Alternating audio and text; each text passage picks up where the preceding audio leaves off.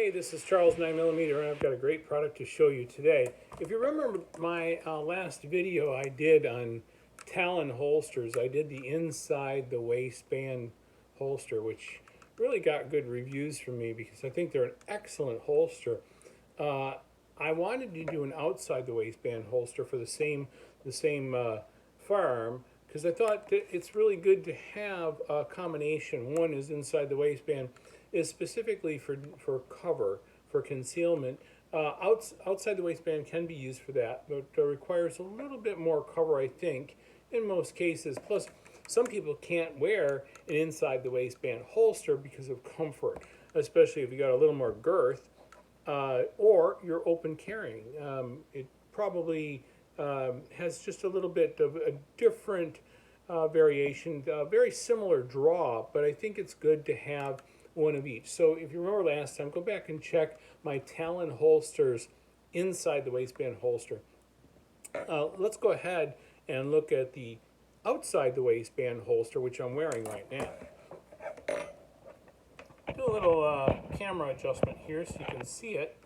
You can see this one. I want to make sure everybody understands this firearm has been checked and it is empty. And this one has the straps on top, the safety strap on top, which snaps, which has got a thumb brake on it. I'll pull this off in a second so you can see it. I just want you to understand the configuration of this particular holster. One interesting thing about outside the waistband holsters is they have to be very, very strong, and they have to be very secure. They have to be supported very well, have good construction. They can't be of the quality that can be torn off or pulled away. They also have to pull close to the body, or they're just going to lean out, and what's the point of that? This is really, the thumb brake on this is a really good idea if you open carry, which personally I do not, but some people do in some jurisdictions. It's probably advisable. In some places it's not. But I think it's really a good idea to have that thumb brake, but you do need to train to pop that thumb brake before you draw that firearm. So it takes a lot of practice. Now, let's look at the construction of this holster. I'm going to just step over here a moment and remove it from my belt so you can get a good look at it. I do wear these, when I do test holsters, I wear them for a long period of time, and I wear them very, very hard, and because I want to give you a good review. I don't want to just pull it out of the box. I don't like unboxing videos because what have you learned? You need to really live in this holster and wear it and go places with it to really understand the value of it. One is, as you can see, the construction is very, very good. It has it takes the form of the fluting on the cylinder, which I like because that helps the cylinder from rotating, although the trigger is completely covered. It's just an added bit of security. You can see the thumb brake here is supported by a metal plate on the back, so this does not end up flopping over and hard to get a hold of. You will find some on the market that probably are much cheaper, and this leather, when you get it out of the box, feels very, very stiff. But after a while, as it softens up and you're going to try to thumb brake it, that will no longer support it. And I like that being metal instead of plastic as well, because you don't want that to break, and that is an area that's going to get some wear. Let's go ahead and break out and remove the firearm, just to show you the construction of this. This construction, it does have a lot of support on the inside to keep it from collapsing. This is all reinforced with double leather and so forth, so that you can reholster easily. Now, my suggestion when using a holster that does have the brake on it, does have the strap on it, you want to make sure that when you reholster that you get in the habit of pushing that strap away. You just want to get that in there, because what you don't want is you don't want that strap to somehow get into the trigger guard. Now, fortunately, this one's wide enough, because I think somebody thought that off, that's not going to be quite that easy to get that in there, although there are some on the market that have a pretty thin strap here. Talon kind of thought that out and said, let's make that wide enough so that really does not easily drop into that area. Although you can do it, you need to be cautious of it, but it is good to have a good wide strap on that. Especially with the firearm that is a double action only, there's nothing there to hold it in place. You can see the stitching on this is very consistent, very nice.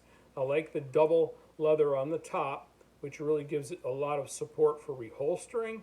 I really like how this is cut.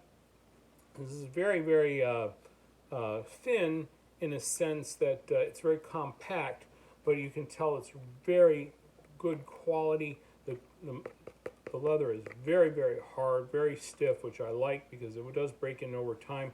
And when you get this holster, it is going to be stiff. Make sure you understand that. You're going to have to wear it with an unloaded gun, break it in, because it's going to be stiff, and that's a good thing, because if it's too loose, when you've worn it for a few weeks, months, or whatever, it's going to really, really loosen up, and you don't want your gun flopping around.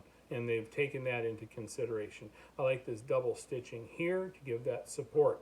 Now, the big thing about the Talon holster outside the waistband holster is how it connects to the belt. You can see it has a very, very wide panel, and the belt slips in through here and exits here.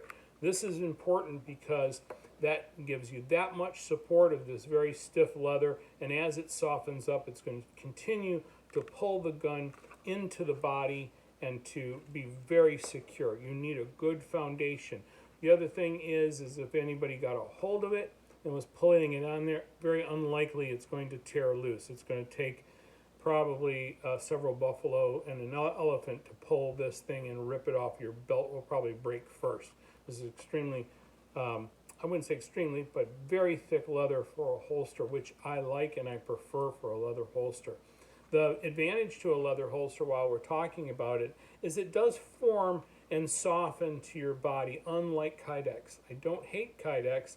I think it has a good application, but I think that if you're going to wear a firearm day in and day out, leather is really the way to go, because it will soften and it will form to your body, and especially if you're wearing it in the same place, which I would suggest you wear your firearm in the same place if possible.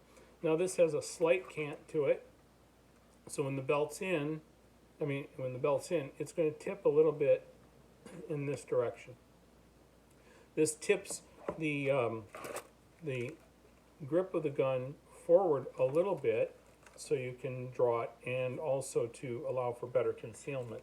Now, this is probably not, for the most part, going to be ideal for appendix carrying, because a little bit of a cant to it means that you kind of have to turn your wrist a little bit. Doesn't bother me a whole lot. I do wear it off a little here at about 2 o'clock. So I find that to be pretty comfortable. Again, back to the stitching. The stitching is very, very good. Stitching is very important, and I don't like a lot of exposed stitching. They have recessed the stitching quite well, so it doesn't wear out that thread, and it appears that the thread is a very good quality, real heavy, very, very heavy. When you feel it, it's very coarse and heavy, which is good because it'll last many, many years. Probably, if you take good care of this, it'll probably outlive you. Again, back to that belt panel here. If you're buying one, if you got one just has a little clip or something for the outside the waistband, that's a no go. That's a deal breaker. Has to be good and wide and solid and a good attachment to the belt. And let me pull my belt a little bit here and see if you can see this.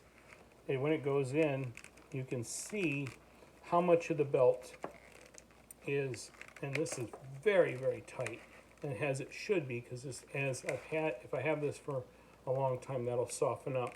But you can see there's a lot of material and a lot of support, so it's going to pull it in nice and tight. I put it at about 2 o'clock.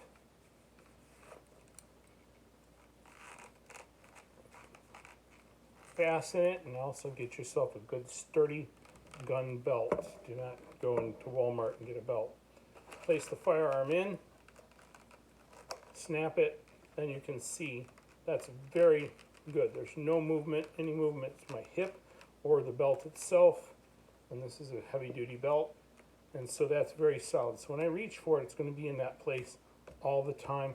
And if somebody was to get it, you're not going to break that belt. Beautiful, beautiful holster by Talon holsters. Check them out. If you don't want an outside the waistband, they do make a great inside the waistband. Check out my video on that. And I just want to say thanks for watching, and we'll talk to you next time. Thank you. Bye-bye.